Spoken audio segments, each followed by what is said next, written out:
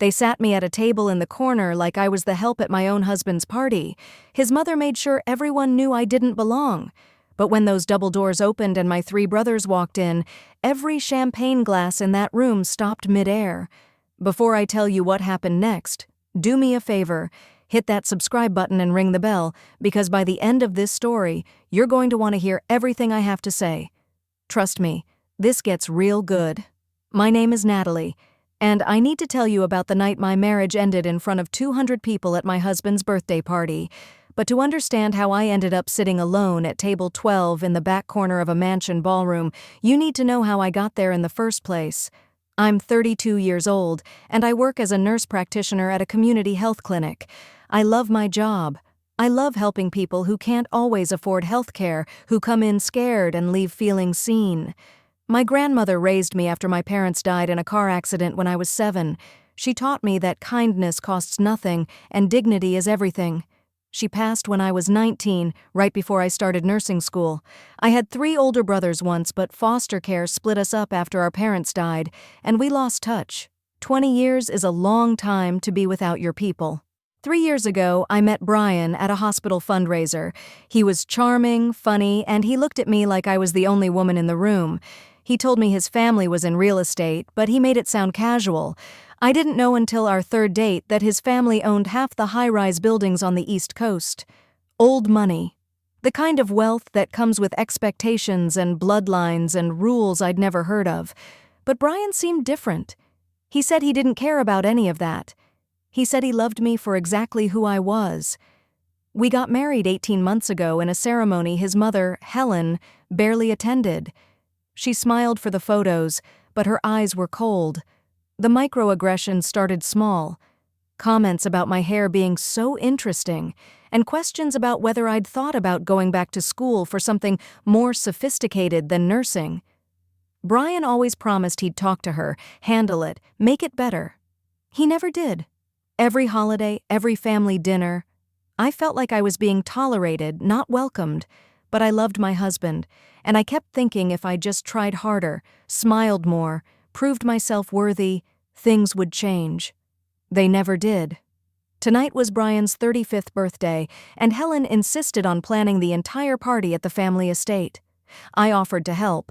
She told me she had it covered. When I asked what I should wear, she said, "Whatever makes you comfortable, dear." I should have known that was code for something. I walked into that mansion tonight wearing a beautiful navy dress I'd saved up for, my hair styled perfectly, my makeup done. The ballroom was stunning. Crystal chandeliers, white roses everywhere, a string quartet playing in the corner. Guests were already arriving, women in gowns that cost more than my car, men in custom suits talking about vacation homes and stock portfolios.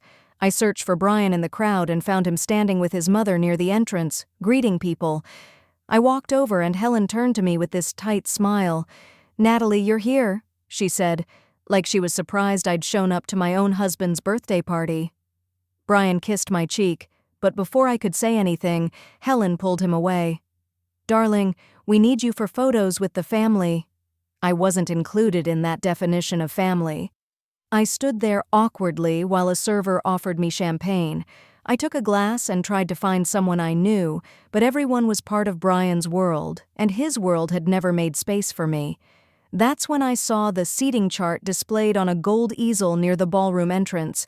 I scanned the names, looking for mine. Table 1 was family, Table 2 was college friends, Tables 3 through 10 were business associates and close friends. I kept looking. Table 11 was his tennis club buddies. Then I found it. Table 12. Natalie Whitmore. In the back corner, near the kitchen doors, as far from the main stage as you could get without being in the parking lot. I stared at that seating chart and felt something crack inside my chest. I made my way to table 12 and sat down. The people there were polite but distant. They introduced themselves, but I could tell they were trying to figure out who I was and why I was sitting with them. From where I sat, I could barely see Brian. He was at the center of everything, laughing, hugging people, posing for pictures. His cousin Lauren walked by my table, saw me, and whispered something to the man next to her. They both looked at me and smirked. I heard her say, "Isn't that the nurse Brian married?" She looked so lost. Helen gave a speech about an hour into the party. She stood at the microphone, elegant and poised, and thanked everyone for coming to celebrate her son. She talked about his accomplishments, his character, his bright future. She thanked the family for always being there, thanked his friends for their loyalty. She never mentioned my name, not once. I sat there at table 12, invisible, while my husband's mother erased me from his life story. Brian caught my eye from across the room and mouthed the word sorry. I pulled out my phone and texted him, "Can you come sit with me for a minute?" 3 dots appeared, then disappeared, then appeared again. Finally, his response came through. "Mom needs me for the cake cutting. Soon, baby, I promise." That promise felt like all the other promises he'd made. Empty. A woman at my table leaned over and asked, "So how do you know the birthday boy?" I turned to her and said, "I'm his wife." The silence that followed was deafening. She blinked at me, looked around the table, then back at me. "Oh, I just assumed you were... Never mind." She didn't finish the sentence. She didn't have to. I excused myself and headed toward the bathroom. I needed a minute to breathe, to collect myself, to figure out if I had the strength to stay at this party for another 2 hours. As I walked down the marble hallway, I heard voices coming from around the corner. One of them was Helen. I stopped.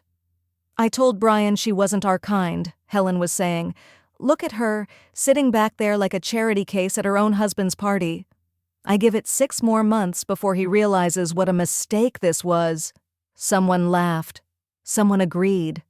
I pressed my back against the wall and closed my eyes, fighting back tears. I'd known Helen didn't like me, but hearing her say it out loud, hearing her dismiss my marriage like it was a phase Brian would grow out of, that broke something in me I didn't know could break. I decided right then that I was leaving. I couldn't sit at that table for another minute. I couldn't watch my husband choose his mother over me one more time. I couldn't keep shrinking myself to fit into a family that would never accept me. I walked back toward the ballroom, planning to grab my purse and slip out quietly. But then the main doors burst open. 3 men walked in, and I'm telling you, the entire room went silent. They were tall, black, and wearing suits that probably cost more than most people make in a month. Security tried to stop them at the door, but the first man, the tallest one, looked at the guard and said in a voice that commanded respect, "We're here for our sister, Natalie Whitmore." My heart stopped. I knew that voice. I hadn't heard it in 20 years, but I knew it. The 3 men scanned the room, and then the tallest one saw me. His face broke into the biggest smile I'd ever seen, and he said, "There's our Natty. Natty." That's what my brothers used to call me when I was little. Andre, Carter, Malcolm, my brothers, the ones I'd lost to foster care, the ones I'd searched for, the ones who'd been searching for me. They crossed that ballroom like they owned it, and everyone parted to let them through. People were staring, whispering, trying to figure out who these men were. My brothers reached me, and Andre pulled me into a hug so tight I couldn't breathe. Carter and Malcolm wrapped their arms around both of us, and I started crying right there in the middle of that party. 20 years of missing them, wondering if they were okay, hoping they'd find me someday. And here they were. Andre pulled back and looked at me, wiping tears from my face. "We've been looking for you for 6 years, baby sister," he said. "Finally tracked you down. You really thought we'd miss your husband's birthday party?" He said it loud enough for people nearby to hear. Carter looked around at the fancy decorations, the champagne tower, the ice sculpture, and then down at the table I'd been sitting at. "This is cozy," he said, his voice dripping with sarcasm. "They put you back here?" Malcolm pulled out the chair I'd been sitting in and examined the table number. "Interesting seating arrangement." That's when Brian appeared, looking confused and a little nervous. "Natalie? Who are these men?" I straightened my shoulders, and for the first time all night I felt strong. "Brian, these are my brothers." His jaw dropped. "Your brothers?" But I thought... Andre extended his hand. "Andre Whitmore. I own Whitmore Properties and Development." I watched the color drain from Brian's face. He knew that name. Everyone in real estate knew that name. Carter stepped forward. Carter Whitmore, investment banking. Malcolm smiled, but it didn't reach his eyes. Malcolm Whitmore. I run a chain of hospitals and medical clinics up and down the East Coast. That's when Helen appeared, and suddenly her whole demeanor changed. The Ice Queen melted into someone almost friendly. Whitmore. The Whitmore family? I had no idea Natalie had such distinguished relatives. Andre turned to look at her, and his expression was colder than anything I'd ever seen on Helen's face. That's right. And you must be the woman who sat our sister in the corner at her own husband's party like she was an afterthought. Helen's mouth opened and closed like a fish. There must be some misunderstanding about the seating chart. I'm sure. Carter cut her off. No misunderstanding. We saw the chart on our way in. Table 12. Very deliberate. Malcolm turned to me, his voice gentle. Natty, how long has this been going on? I looked at my brothers, these powerful men who'd built empires from nothing, who'd never forgotten about their baby sister. And I told them the truth. Since the beginning. Andre looked at the crowd of people pretending not to watch us. Could everyone give us some space, please?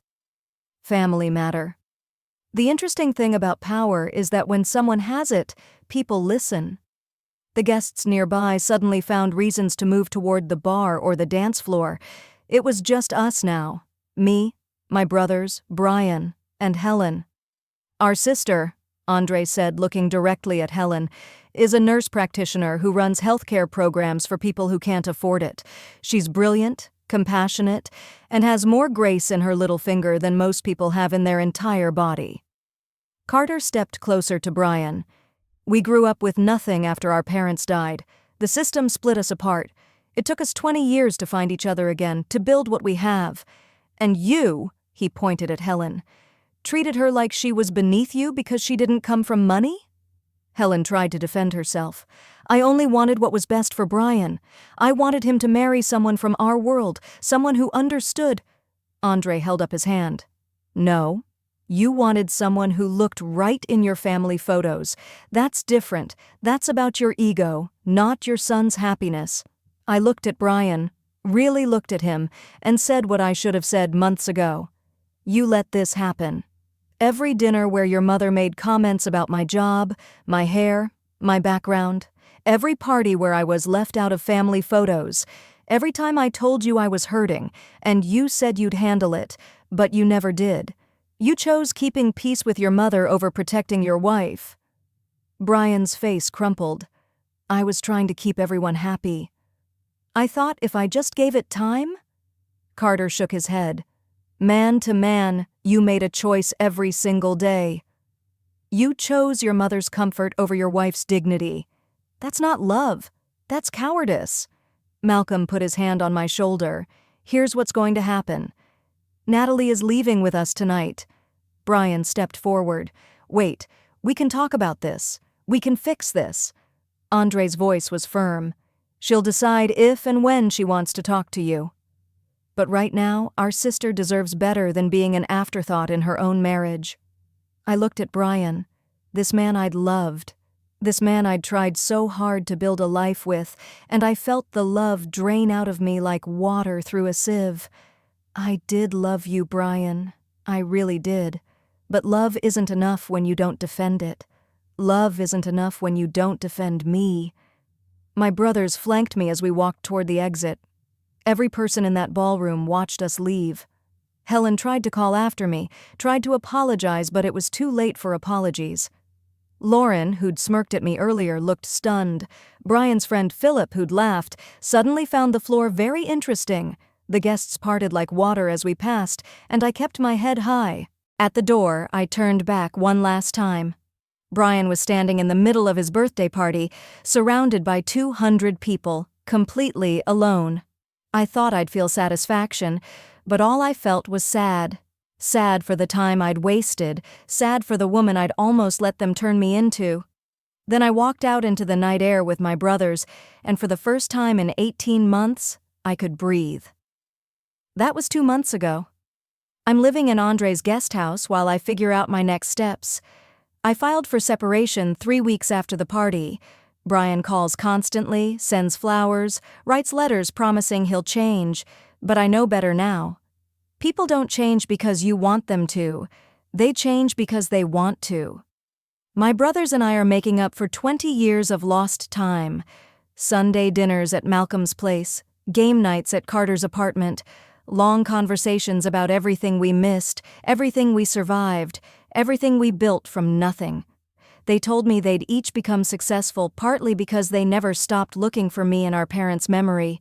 Every deal Andre closed, every investment Carter made, every hospital Malcolm opened, they did it thinking about the family we'd lost and the sister they hoped to find. I'm in therapy now, working through a lot of things, trying to understand why I stayed so long, why I accepted so little, why I believed love meant making myself smaller. My therapist asked me what I learned from all this, and I told her this: you cannot love someone into respecting you. You cannot shrink yourself into belonging, and family isn't always the people you marry into. Sometimes family is the people who cross a crowded room to remind you who you've always been. My grandmother used to tell me, "Baby girl, anyone who makes you feel small isn't worth standing tall for." I wish I'd remembered that sooner, but I remember it now. So that's my story. If you've ever felt invisible in a room full of people, if you've ever loved someone who didn't protect your heart the way you deserved, drop a comment below. You're not alone. And listen, hit that like button if this story touched you, subscribe for more real talk, and share this with someone who needs to hear it. Sometimes the family you need shows up exactly when you need them most.